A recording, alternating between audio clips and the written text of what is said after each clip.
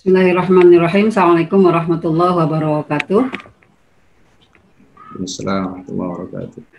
Alhamdulillahirabbil alamin wa bihi nasta'in ala umuri dunya waddin. Wassalatu wassalamu ala asyrafil anbiya'i wal mursalin wa ala alihi washabihi ajmain amma ba'du. Alhamdulillah, pada kesempatan pagi hari ini saya ucapkan terima kasih kepada para audiens semua. Terutama saya ucapkan terima kasih kepada Bapak Dekan, Bapak Dr. Baiti Rahman yang pada kesempatan hari ini sudah hadir juga dan alhamdulillah sudah mensukseskan acara ini. Dan ucapan terima kasih kepada para pembedah yang luar biasa pada kesempatan pagi hari ini.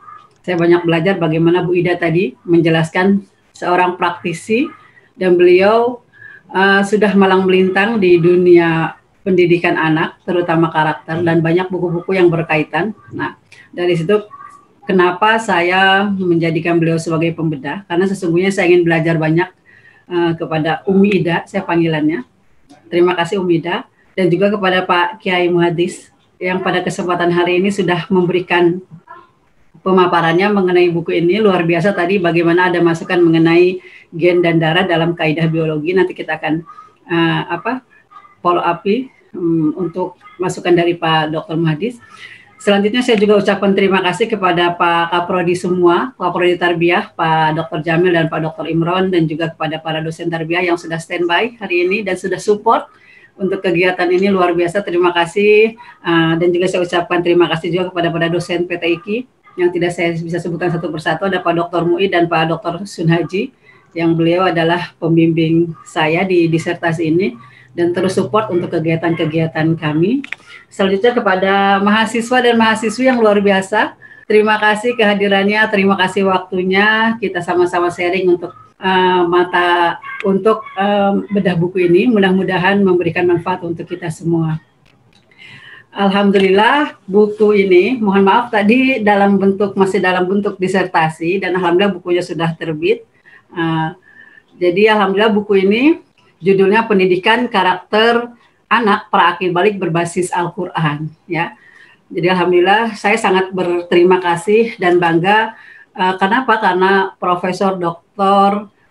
Darwis Hude selaku Direktur Pascasarjana, beliau menyempatkan untuk memberikan pengantar untuk buku ini dan alhamdulillah atas masukan dari beliau buku ini bisa terbit dan alhamdulillah juga saya ucapkan terima kasih kepada Pak Dr. Susanto, Ketua KPAI, Komisioner KPAI Pusat, yang beliau juga memberikan sambutan kepada buku ini dan mudah-mudahan ini menjadi penyemangat saya terutama untuk terus berkarya dalam dunia literasi. Baik, para audiens semua, kita akan memulai bagaimana saya akan menceritakan sebetulnya buku ini adalah awal dari kegelisahan saya dalam melihat fenomena saat ini, fenomena anak-anak, karena kebetulan selain menjadi dosen, saya juga aktif di dunia anak-anak, di TK, di homeschooling, dan anak-anak yang kisaran usia SD dan SMP. Dan permasalahannya adalah lebih ke karakter. Nah, untuk itu saya akan menjelaskan bagaimana buku ini, isinya seperti apa. Kita akan memulai untuk menjelaskan ini.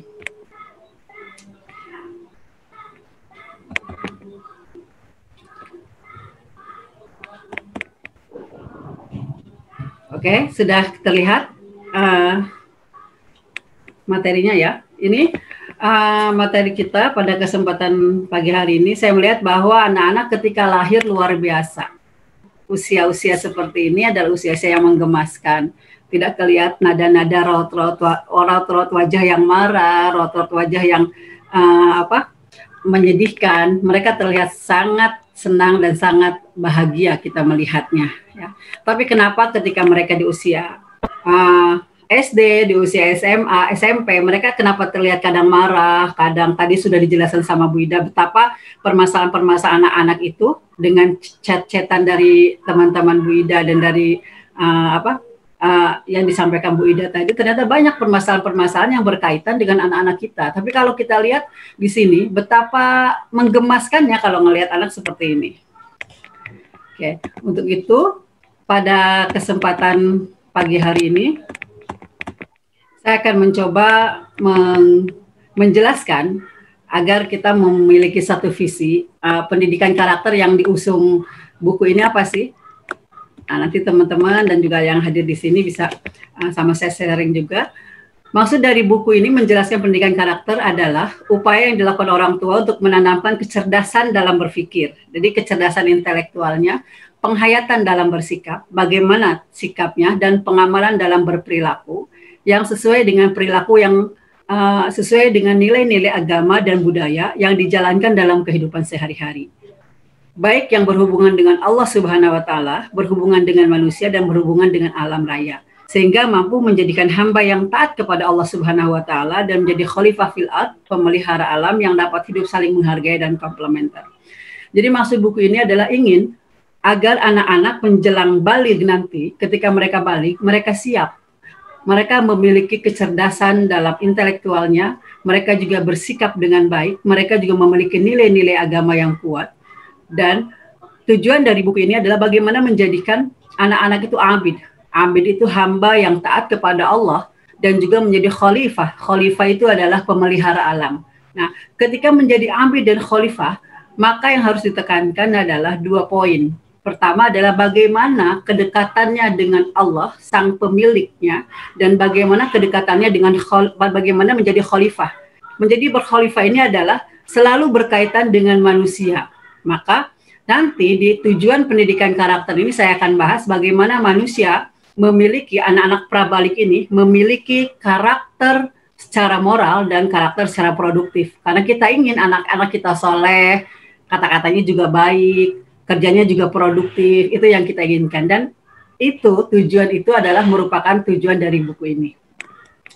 Selanjutnya, anak pra-akil balik itu siapa? Nah, ini yang selama ini mungkin di psikologi, buku-buku psikologi itu menjelaskan anak-anak, kanak-kanak, ya masa-masa remaja. Nah, kenapa ini saya angkat? Karena dalam Islam ada fase yang namanya pra-akil balik atau masa akil balik. Akil balik adalah kondisi atau usia sebelum tercapainya psikologis, sosial, finansial, serta kemampuan memikul tanggung jawab syariah.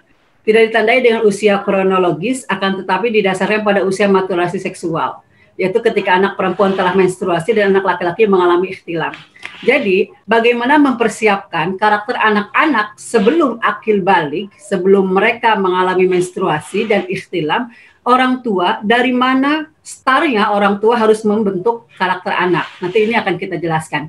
Dan ketika anak-anak sudah menstruasi, anak-anak sudah ikhtilam, mereka sudah siap. Siap apa? Secara dijelaskan tadi, secara psikologisnya siap, secara sosialnya siap, bahkan mungkin secara finansialnya orang tuanya sudah mempersiapkan bakat-bakat apa yang akan dikembangkan oleh anak-anaknya. Sehingga dalam kajian agamanya, dalam kemampuan beribadahnya, mereka mampu bertanggung jawab untuk melaksanakan ibadah-ibadah yang diwajibkan oleh Islam. Ya.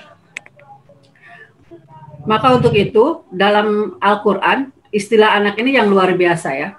Jadi kalau tadi Bu Ida menjelaskan ada beberapa istilahnya dalam Al-Quran, saya akan memulai istilah anak ini dengan kata-kata anak adalah perhiasan kehidupan dunia. Kenapa perhiasan? Berapa ribu orang di dunia ini yang mengharapkan keinginannya untuk memiliki anak, ya? Dan berapa usaha orang untuk mendapatkan anak?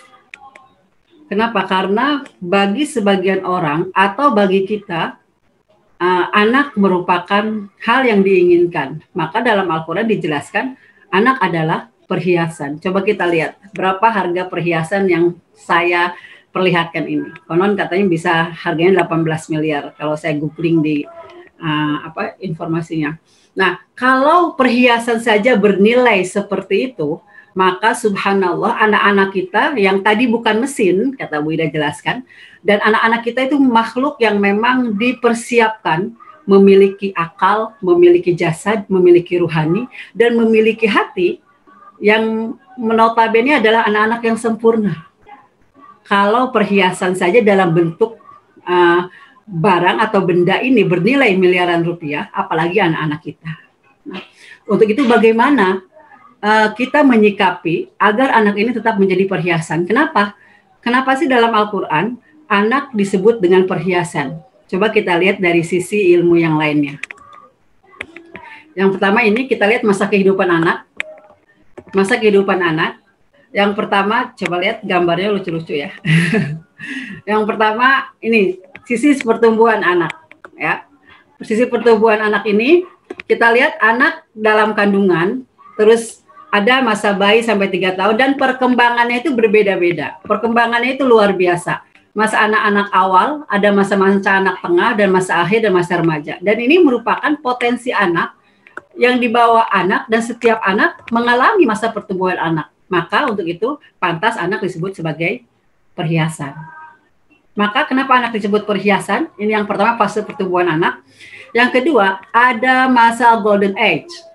Masa ini yang kadang kita mungkin saya selaku orang tua juga abai untuk memberikan pengetahuan, untuk memberikan pemahaman ya. Dan dalam masa emas ini ternyata aspek-aspek motorik, aspek emosi, aspek bahasa, aspek logika matematik, aspek bahasa lisan dan musik itu bisa berkembang dari anak usia 0 sampai 8 tahun. Dan jika kita sebagai orang tua abai atau tidak tahu bagaimana perkembangan anak di masa golden age ini akan mempengaruhi fase perkembangan selanjutnya. Maka di masa 0 sampai 8 tahun ini masih masuk ke usia pra akil balik. Selanjutnya adalah dalam kajian neuroscience kita lihat coba. 80% pembentukan otak itu ada pada usia 8 tahun.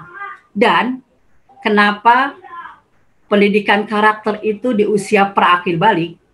Karena yang berkembang adalah bawah alam sadarnya. Bawah sadar itu berkaitan dengan apa? Berkaitan dengan kebiasaan, berkaitan dengan emosi, berkaitan dengan memori jangka panjang, berkaitan dengan kepribadian, berkaitan dengan keyakinan dan kreativitas, juga nilai-nilai yang dikembangkan oleh orang tua. Jadi, jika orang tua mulai dari usia 0 sampai 8 tahun memberikan pemahaman-pemahaman yang baik, memberikan pendidikan yang baik, memberikan emosi yang baik, kebiasaan, kreativitas, keyakinan yang baik, maka ini akan memunculkan karakter-karakter anak yang baik juga. Memunculkan karakter-karakter anak yang agung. Nah, ini dalam kajian neuroscience. Selanjutnya, saya akan selain tadi dalam Al-Quran ada anak-anak dalam kajian Al-Quran bahwa anak adalah perhiasan, maka Al-Quran juga menjelaskan ternyata tidak hanya jadi perhiasan anak kita juga jadi penyejuk hati. Ini masih enak ya kedengarannya ya.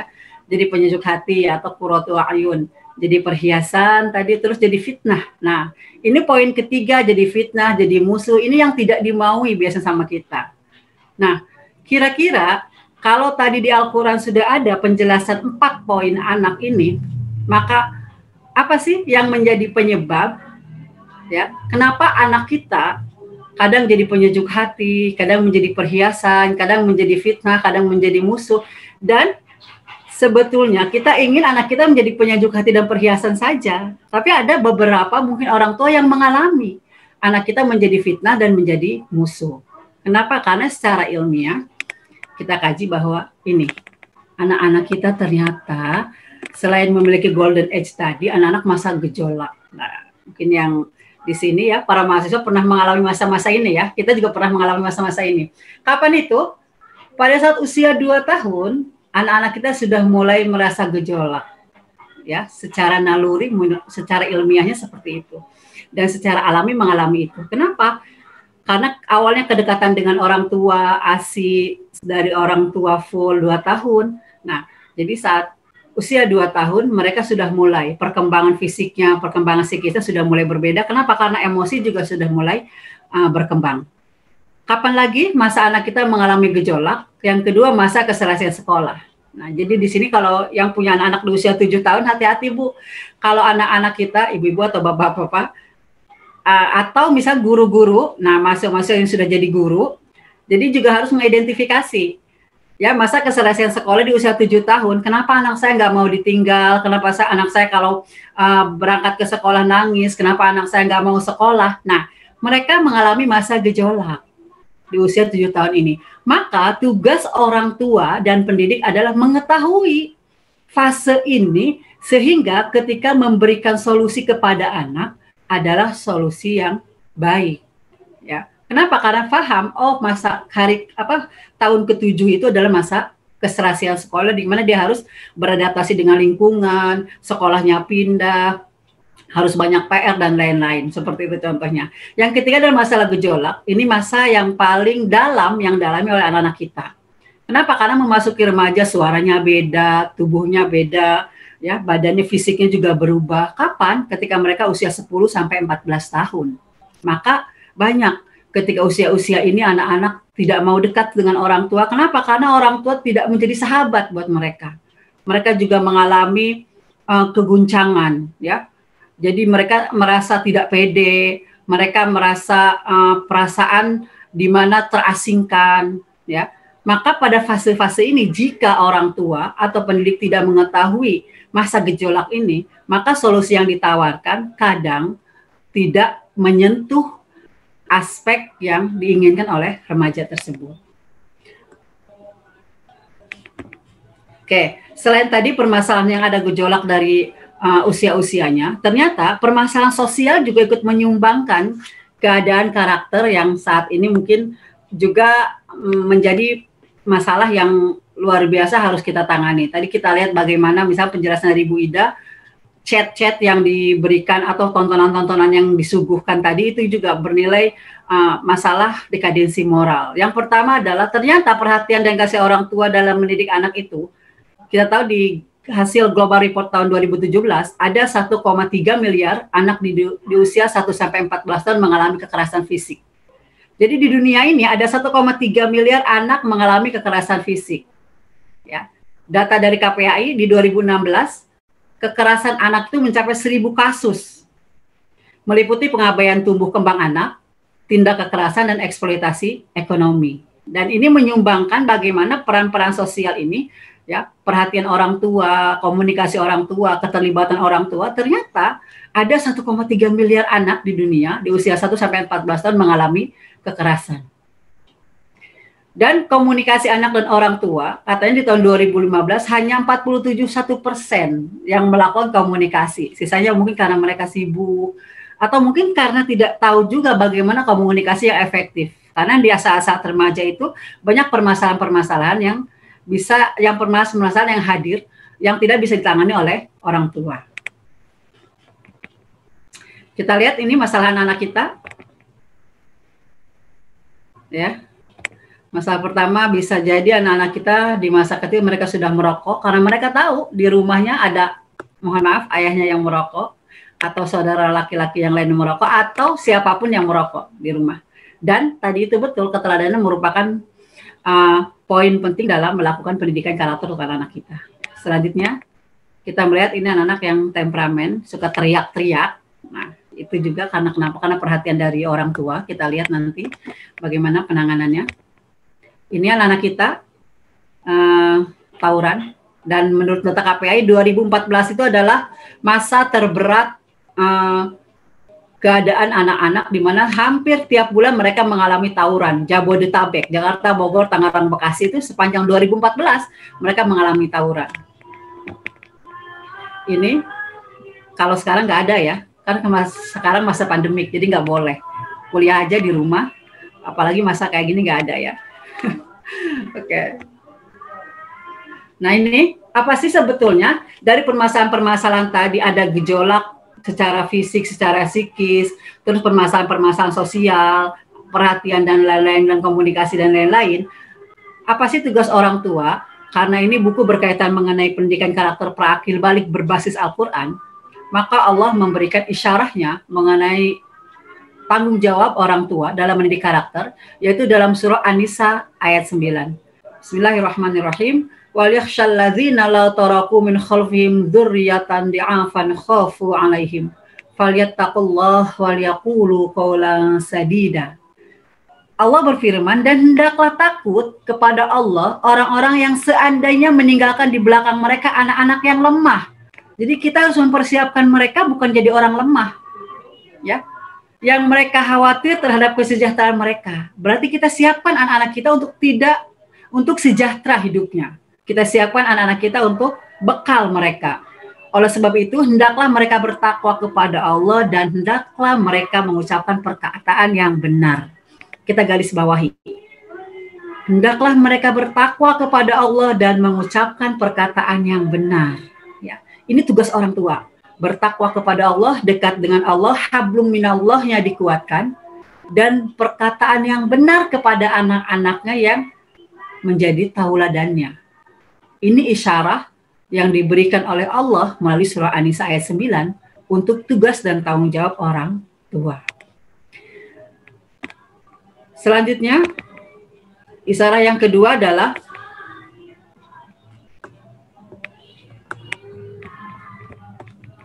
hai orang-orang yang beriman, peliharalah dirimu dan keluargamu dari api neraka yang bahan bakarnya adalah manusia dan batu. Penjaganya malaikat-malaikat yang keras dan kasar dan tidak mendurhakai Allah terhadap apa yang diperintahkannya kepada mereka dan selalu mengerjakan apa yang diperintahkan.